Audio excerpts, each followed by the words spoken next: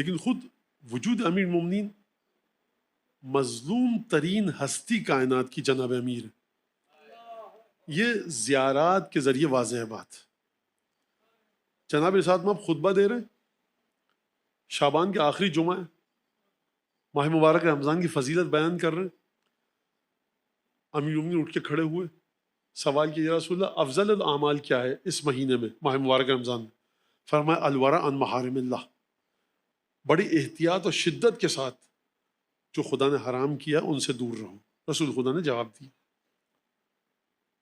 اور پھر جناب امیر نے سوال کر لیا، جواب دے دیا، یا علی بیٹھ جاؤ.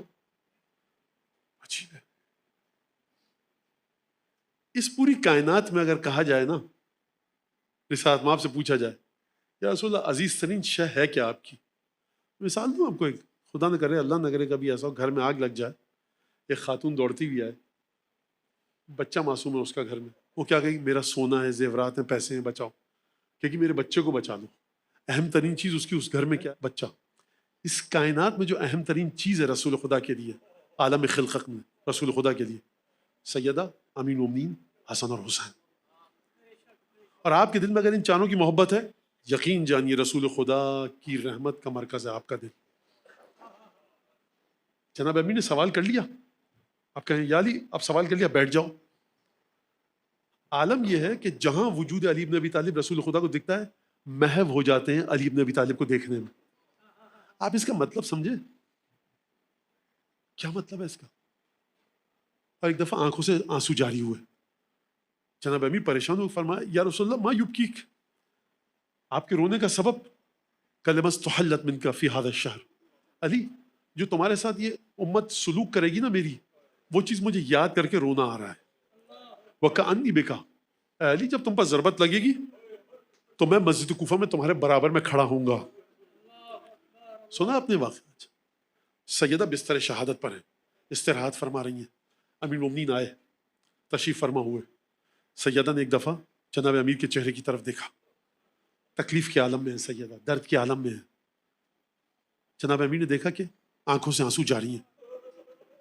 اچھا شوہر کیا سمجھے گا اگر ایک عام گھر کی بات ہو، شہزادی کو تکلیف ہے، آپ کو درد ہے، بتائیے. کہا کہ ما یبکی کیا سیدتی. جناب امیر نے جملہ کیا کہا آپ سنیے، اے میری شہزادی. کیا چیز آپ کو رلا رہی ہے؟ فرمایا لما تلقى بعدی یا ابا الحسن، اے علی میرے بعد جو یہ امت آپ کے ساتھ کرے گی نا سلوک، وہ مجھے رلا رہا ہے. آپ جمع ہوئے سیدہ پر گریہ کرنے کے لیے، سیدہ گریہ کر رہی ہیں جناب امیر کے لیے. عجیب مرحلہ. جناب امیر کا ذکر آیا. اب یہ خلاف ادب لگتا ہے مجھے کہ میں جناب امیر کے مصائب کے علاوہ کسی اور کے مصائب پڑھوں.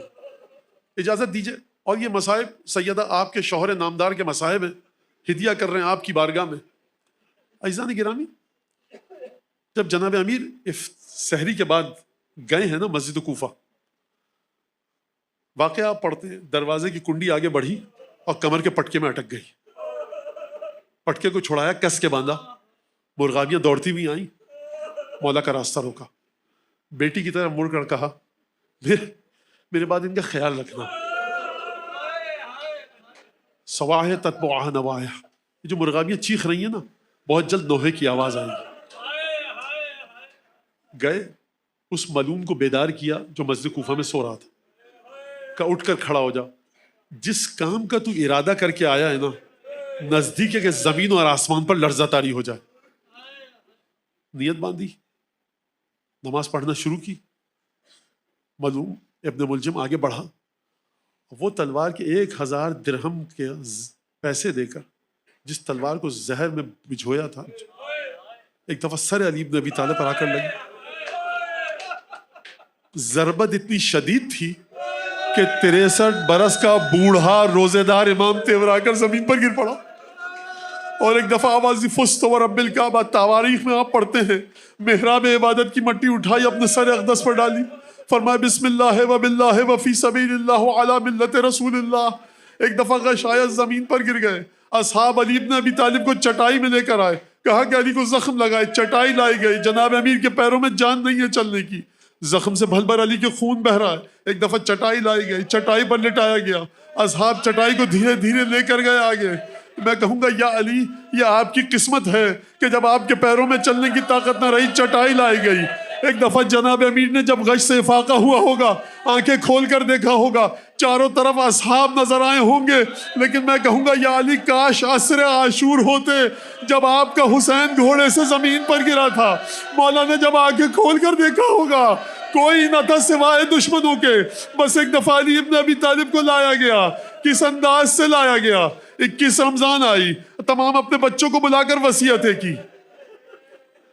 21 رمضان مولا کی شہادت کی تاریخ ہے, لیکن علماء بیان کرتے ہیں کہ 21 رمضان کو علی ابن ابی طالب کی شہادت نہیں ہوئی ہے. علی اسی دن مر گئے تھے کہ جب گھر کے دروازے پر آگ لگی تھی. یہ وہ مرحلہ تھا جب گھر کے دروازے کو جلایا گیا, وہ مرحلہ تھا کہ رسول خدا نے علی سے وعدہ لیا. میں اپنے الفاظ میں بتاؤں آپ کو, یا علی جب یہ مرحلہ آئے گا خبردار تمہارے ہاتھ تلوار کے قبضے کی طرف نہ چلے جائیں. بڑا کٹھن مرحلہ تھا, لیکن علی ابن ابی طالب نے طے کیا. ایک دفعہ 21 ماہ مبارک آئی, علی ابن ابی طالب نے وصیتیں کی, مد رجلیہ و یدیہ.